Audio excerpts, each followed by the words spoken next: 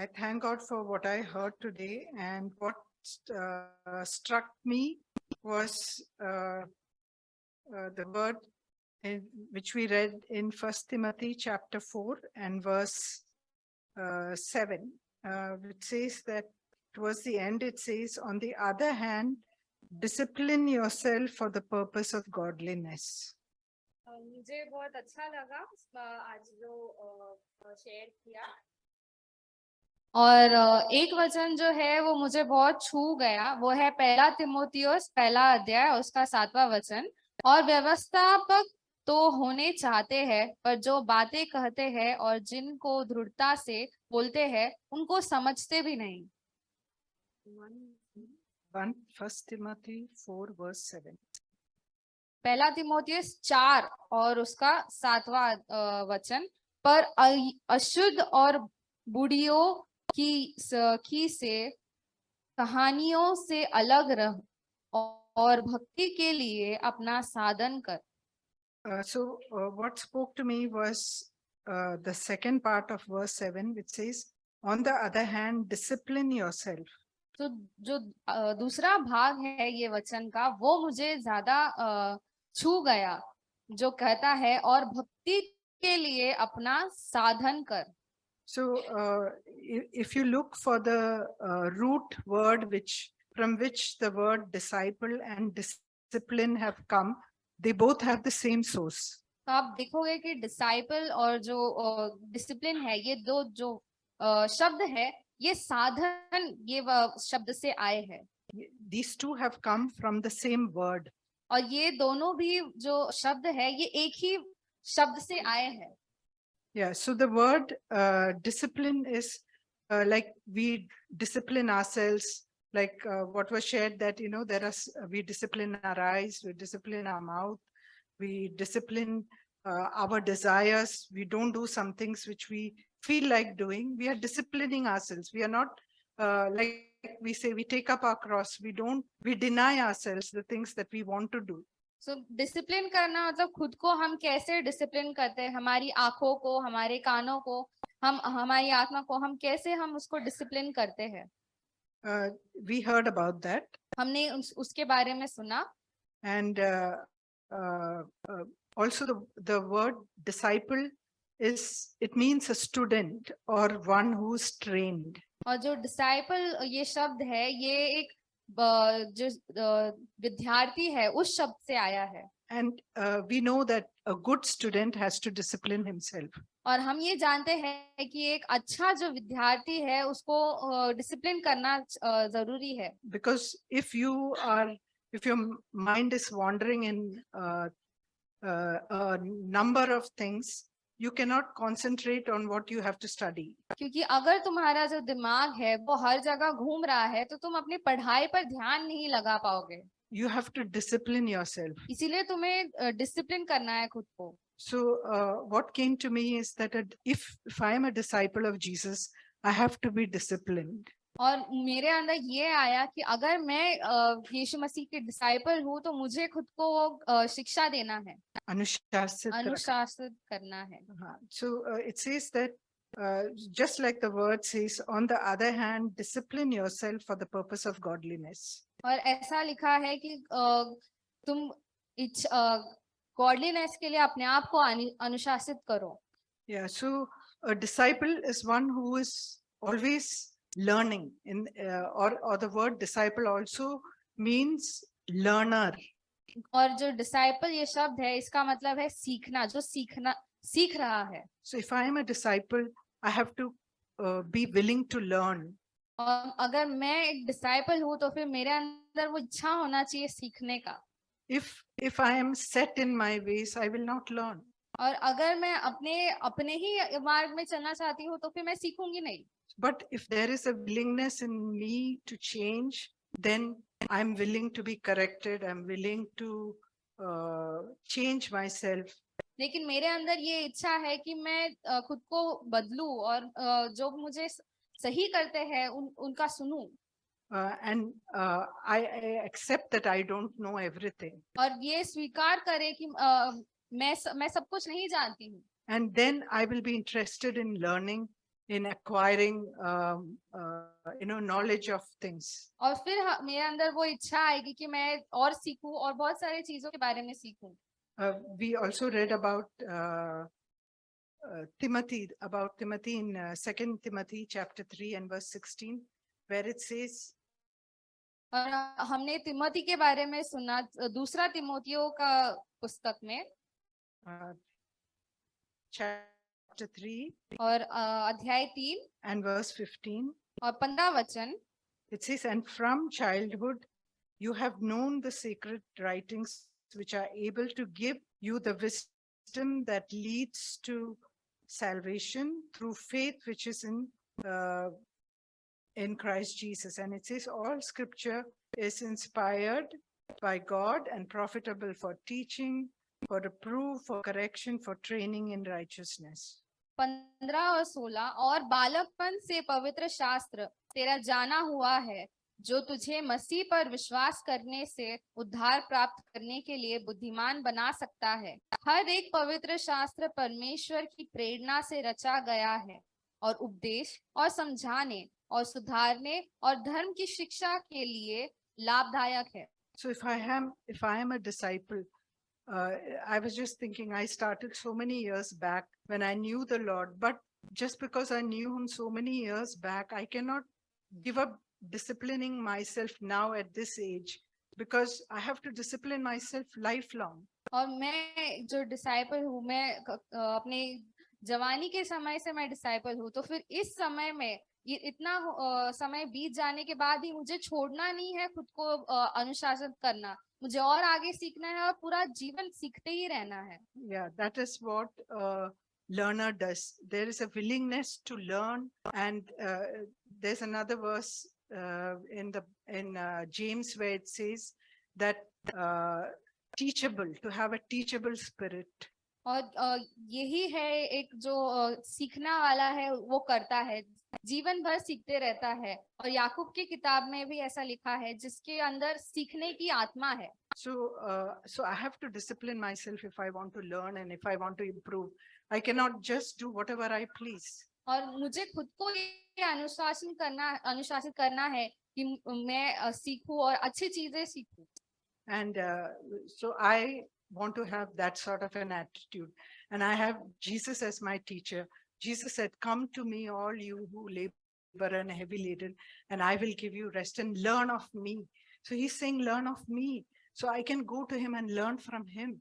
He is my teacher, the best teacher in the world. It will never be boring to learn from him. तो मुझे मेरे अंदर ये स्वभाव ये चाहिए कि मैं सीखूं, क्योंकि यीशु मसीह ने भी कहा है कि बोझ से दबे हुए लोग मेरे पास आओ और मुझसे सीखो। तो यीशु मसीह भी चाहते हैं कि हम उनसे सीखें, वो सबसे उत्तम सिखाने वाले हैं। And it's something exciting. When I think of it, it is exciting for me, because my life will not be boring, because I will have Jesus as my teacher, and I can go to him and he will teach me till I die. और ये मुझे बहुत उत्सुक करता है कि यीशु मसीह है जो मुझे सिखाने वाले हैं, और वो इतने सिद्ध है, और मेरा जीवन मैं इस प्रकार से व्यतीत करना चाहती हूँ, उत्सुकता से। So I thank God for the word that I heard today. और परमेश्वर का धन्यवाद आज का जो वचन सुना है। करा उपदेश के बारे में भाई मैथ्यू से प्रभु हम सबसे बात किया। Like we heard about the true gospel from Brother Matthew. क्या है करा उपदेश क्या है? What is this real gospel about? Brother ने तीतुस की किताब 2 अध्याय 1 पहले वचन से उसने रेफरेंस लिया। उन्होंने he took the word from Titus chapter 2. और मैं इस वचन को खोलना चाहता हूँ, पहले Timothy 1:3। First Timothy chapter 1 verse 3. Kiran can you read? पहले तिमोथी पहली अध्याय 3 वचन। जैसे कि मैं मकदूनिया को चाहते समय तुझसे समझाया था कि इफुसुस में रहकर कुछ लोगों को आज्ञा दे कि अन्य प्रकार की शिक्षा न दे। तो यहाँ पर तिमोथी जो है एफीसी में एक प्रमुख था, एक मुख्य लीडर था वहां पर। तो यहाँ पर हम so here we see that Timothy was the elder and in a church. और पौलुस उस तिमोथी को कहता है कि आप आज्ञा दो, बहुत कड़क रीति से आज्ञा दो, क्योंकि बहुत सारे बुरी समाचार फैलाने वाले, सुसमाचार फैलाने वाले लोग आने वाला है इधर। So and Paul tells to Timothy to give men instructions and strict instructions that there will be people who will teach strange doctrines. जैसे कि अगर चरवाहा नहीं है, भेड़ों के बीच में चरवाहा नहीं है, भेड़ तितर बितर हो जाएगा। And the same way, if there is no shepherd with the sheep, then the sheep will go astray. उसी तरह अगर कड़क चरवाहा नहीं है, वो भेड़ जो सीखना है वो नहीं सीख पाएगा। And in the same way, if there is no strict shepherd, these sheep will never learn. अभी एक चरवाहा और एक कड़क चरवाहा, Now there is a shepherd and a strict shepherd. कलीसिया में चरवाहा है, लेकिन भेड़ उसकी नहीं सुन रहे हैं।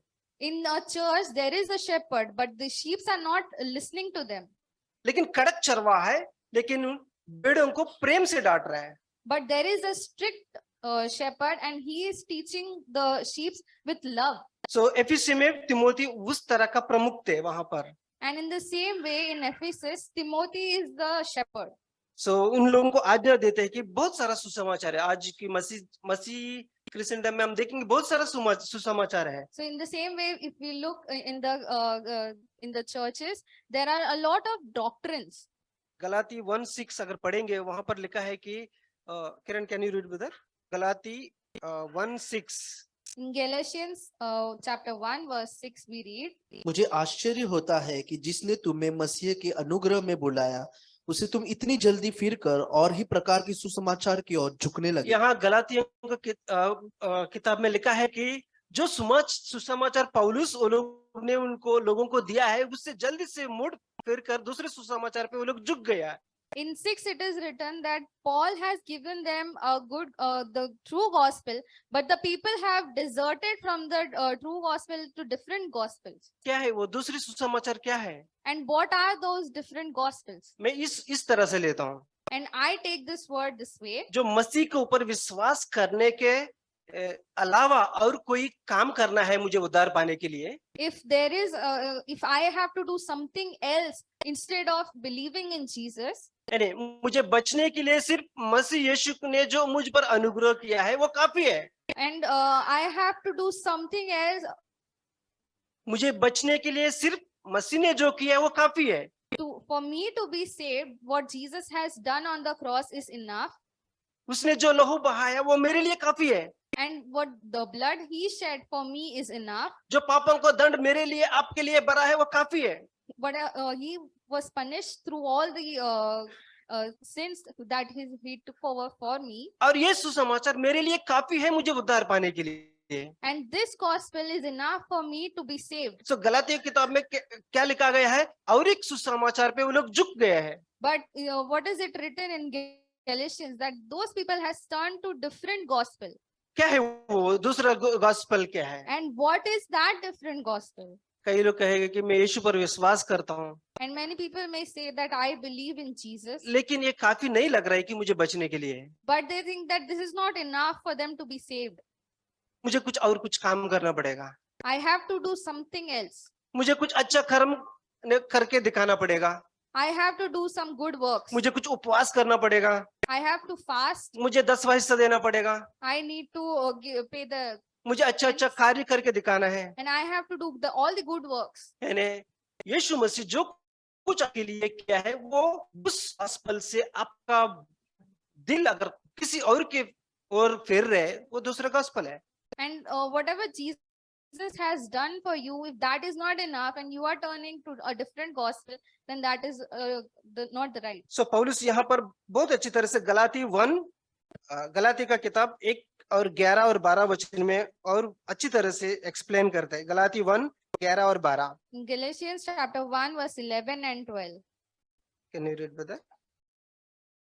हे भाइयों, मैं तुम्हें बता देता हूँ कि जो सुसमाचार मैंने सुनाया है वह मनुष्य का नहीं, क्योंकि वह मुझे मनुष्य की ओर से नहीं पर पहुंचा यहाँ और पर न मुझे सिखाया पर यीशु मसीह के प्रकाशन से मिला। यस यस, ये बहुत हमें प्रोत्साहन देती है। पौलुस को जो गॉस्पेल, जो सुसमाचार मिला है, वो ना किसी व्यक्ति के द्वारा नहीं मिला है, बल्कि प्रभु यीशु मसीह के द्वारा ही मिला है। This is such a great encouragement that the gospel that Paul has received is not from a man, but he received it through the revelation of Jesus Christ. तो पौलुस का सुसमाचार में अर्थ क्या है? And so, what is the meaning of the gospel that Paul preaches? तो यीशु मसीह ने जो कुछ किया है मेरे पापों के लिए, वो काफी है मुझे बचने के लिए। Whatever Jesus has done for us to be saved is enough. मुझे और कुछ काम करना नहीं पड़ेगा, I don't have to do anything मुझे else. और कुछ कर्म करके दिखाना नहीं पड़ेगा। I don't have to show any works. इसलिए पौलुस कहता है कि ये काफी है मेरे लिए।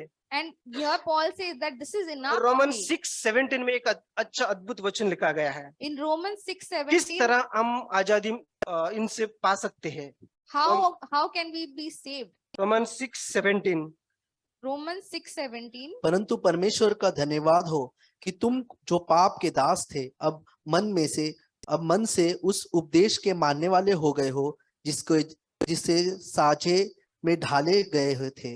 यहाँ पर लिखा है गया कि अभी परमेश्वर को धन्यवाद कहता है कि एक समय था आप उस मालिक के लिए दास थे जो बहुत कड़क मास्टर की तरह थे। It's written here that there was a time that you were obedient to some kind of teaching, master, to the master, और वो मास्टर ऐसा मास्टर था आपको पाप करने के लिए उत्साहित करता था। and that master used to encourage you to sin. अभी 2000 साल पहले यीशु मसीह क्रूस पर मरने के बाद आपको एक नया मास्टर मिला है, And 2000 years back, Jesus gave you a new master. और वो मास्टर ऐसा मास्टर है जो प्रेम और दया से भरा हुआ मास्टर है। And that master is filled with love and kindness. और वो मास्टर आपको ये करने के लिए नहीं कहेगा, वो आपके हृदय में डालेगा कि मेरी आज्ञाओं को पालन करो। And that master does not make you do things, but he puts it in your heart. Brothers and sisters, हम मत्ती का 6:24 में लिखा है, कोई भी विश्वासी दो master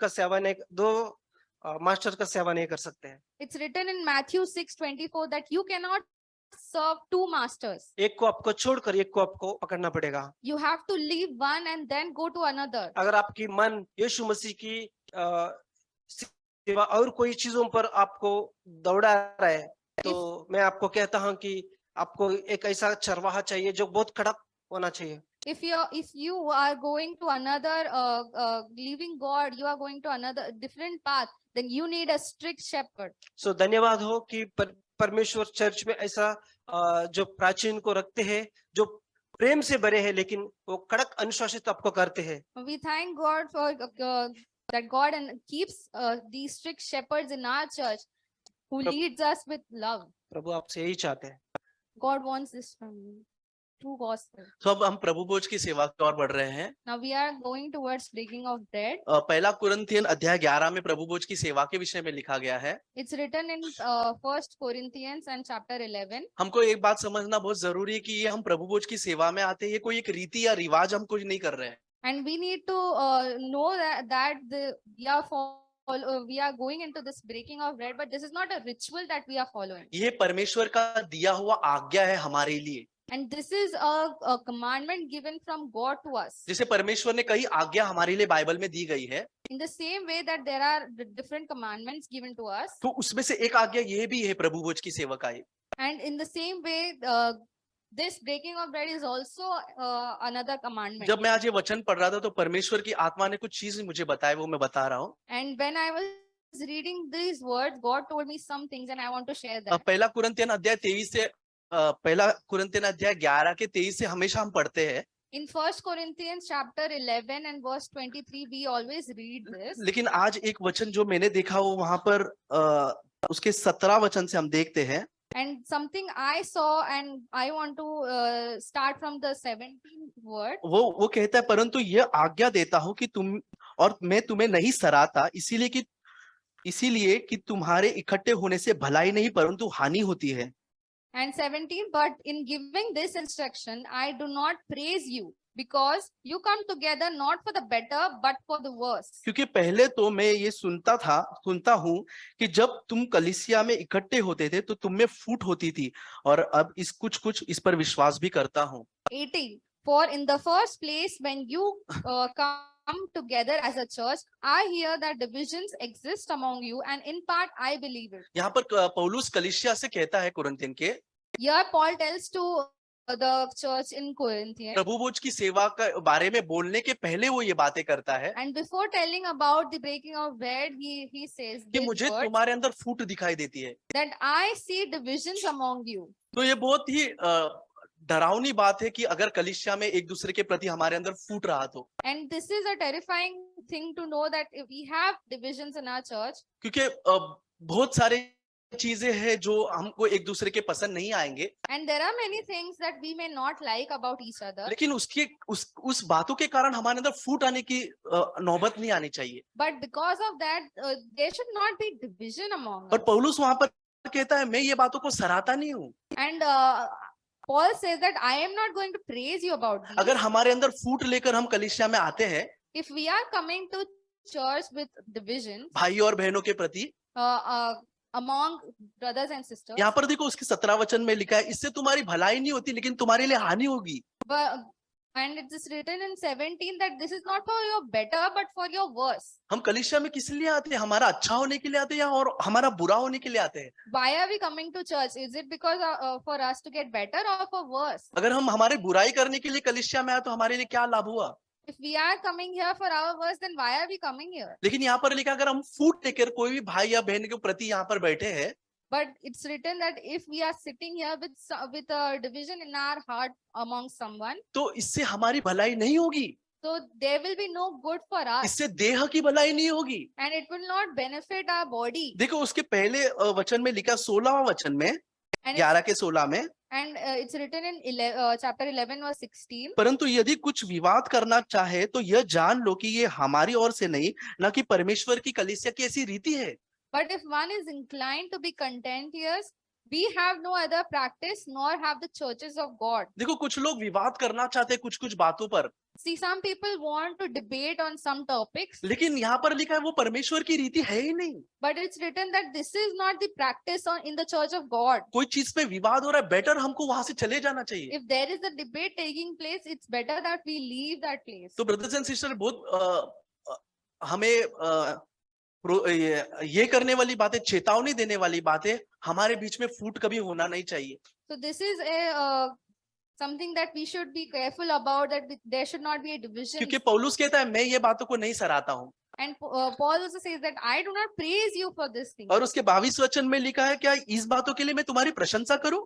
And in 22 it's written, should I praise you for these? वो कहता है मैं नहीं करूंगा ये बातों के लिए तुम्हारे लिए कभी And in प्रशंसा। the end it's written that in this I will not praise you. So brothers and sister हमें ये बात मालूम होना चाहिए, जब भी हम कलीसिया में आते हैं हमारे अंदर किसी के प्रति कुछ बुरा है, हमको छोड़कर आगे बढ़ना बहुत जरूरी है। So brothers and sisters, while coming to church, we need to remember this. Whatever the wrong things we have in our mind about the others, we need to leave that behind. देखो यीशु मसीह को पता था 12 शिष्य में से एक शिष्य मुझे धोखा देने वाला है, Jesus knew out of 12 disciples, one disciple will deceive him. लेकिन उसने कभी उसके साथ बुरा व्यवहार किया? But did he ever treated him wrongly? देखो यहाँ पर उसके 19 वचन में लिखा है ऐसे लोग हमारे कलीसिया में जरूर रहेंगे। परमेश्वर ने रखा है ऐसे लोग जो लोगों में फूट डालेंगे और ऐसे बात करेंगे और विवाद करते रहेंगे। And in 19 it is written that there will be people placed among you who will divide, who will bring divisions among you. लेकिन परमेश्वर बोलता है ये जानबूझ के किया है, उसका रीजन लिखा है इसीलिए कि जो तुम में खरे है वो प्रकट हो जाए।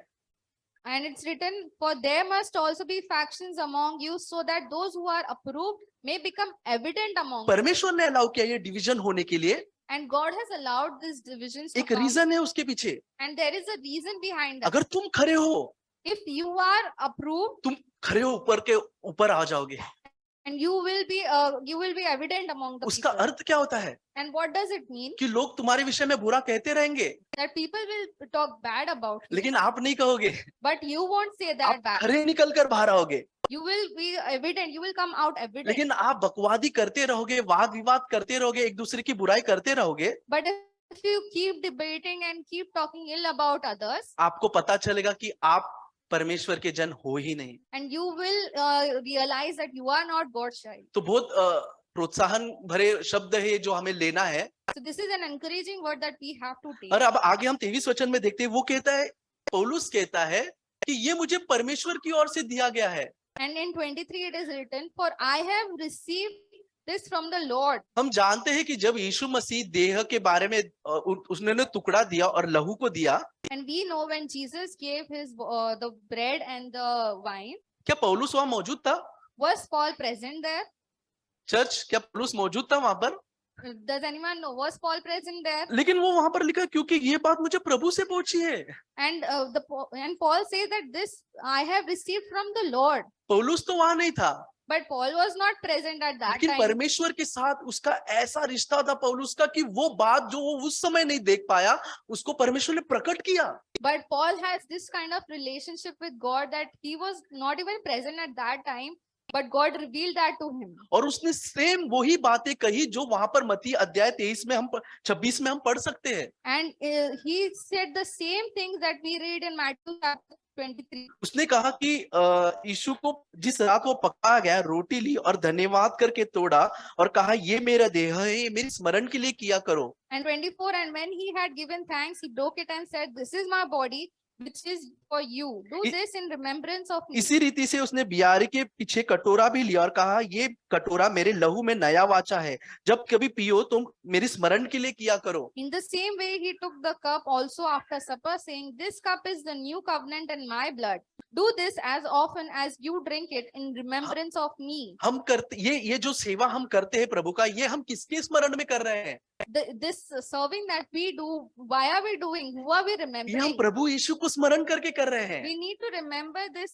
We need to remember Jesus. लेकिन ये सेवा में ये जो प्रभु भोज का रखा है, इसका एक खास विशेषता ये है, And this breaking of bread is kept here. And what is the purpose? और उसकी गंभीरता भी ये है, And the seriousness of this, अगर इसको हमने उचित रीति से नहीं लिया, if we are not taking it with the right intentions, Bible कहती है वो तुम्हारे लिए पॉइजन के समान होगा। and Bible says that this can turn into poison for you, वो हमको मृत्यु तक भी पहुंचा सकता है। and it can lead us to death. आमीन। Amen.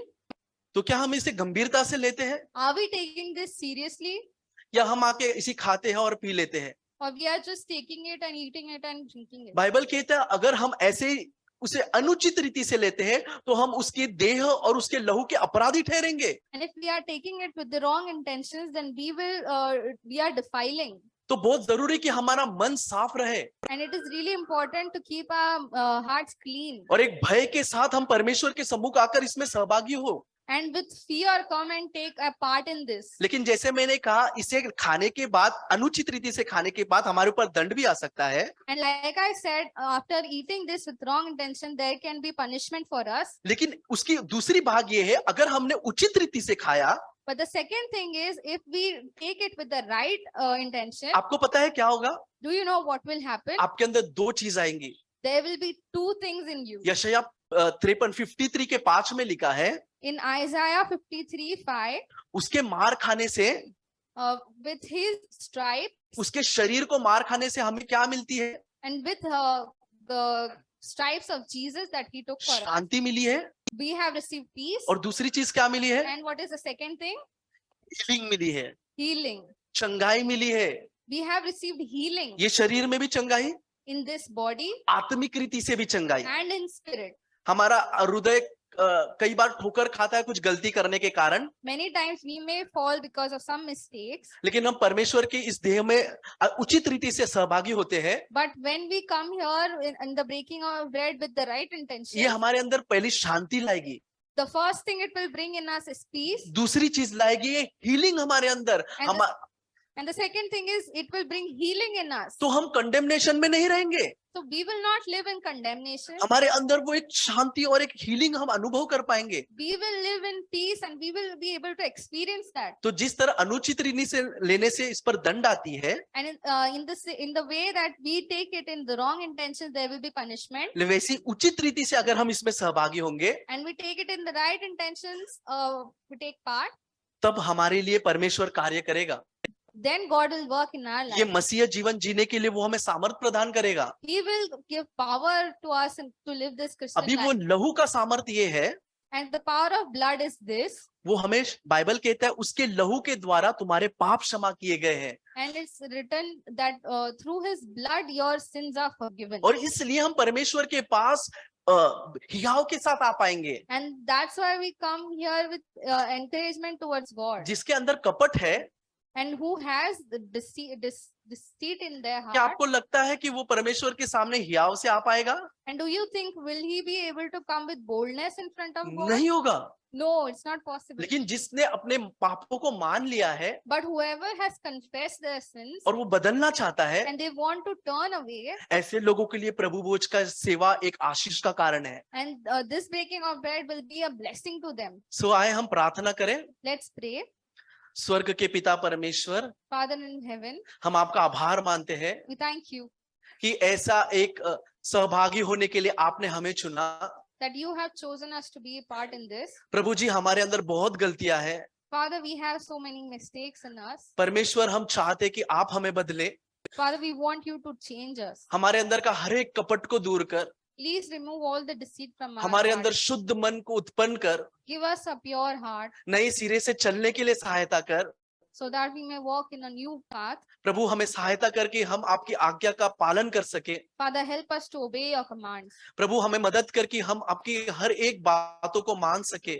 Father, help us to obey each and every command of you. अपने पवित्र आत्मा से हम सबको भरपूर कर पिता, Fill us with your Holy Spirit ताकि हम आपके हर एक बातों का अनुसरण कर सके। so that we may understand and gain everything of your word. बहुत कमी और गलतियों के साथ हम जरूर आते हैं आपके पास, We come here with a lot of mistakes and past things, लेकिन हम ये विश्वास करते हैं कि आप एक आशा के परमेश्वर हैं।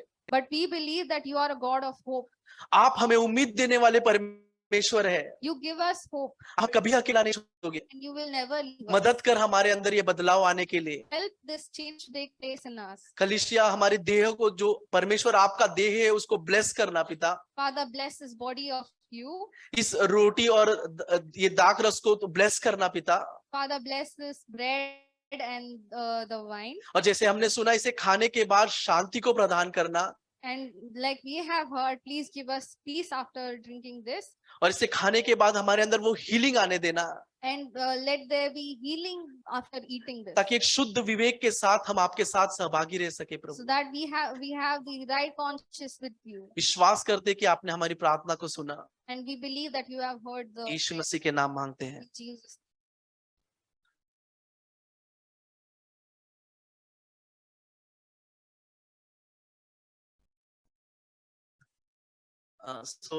जिन्होंने बपतिस्मा लिया है, Whoever has taken baptism जिसने यीशु को प्रभु कर कर अपने जीवन में उसका स्वीकार किया है, and you have received Jesus as your savior, और जिसने पाप से नफरत करके प्रभु के पीछे चलने का निर्णय लिया है, and who has taken this decision to turn from sin and walk in the तो अभी जैसे गीत गाएंगे तो वो लोग आगे आकर इसमें सहभागी हो सकते हैं। When we sing this song, please come forward and take it.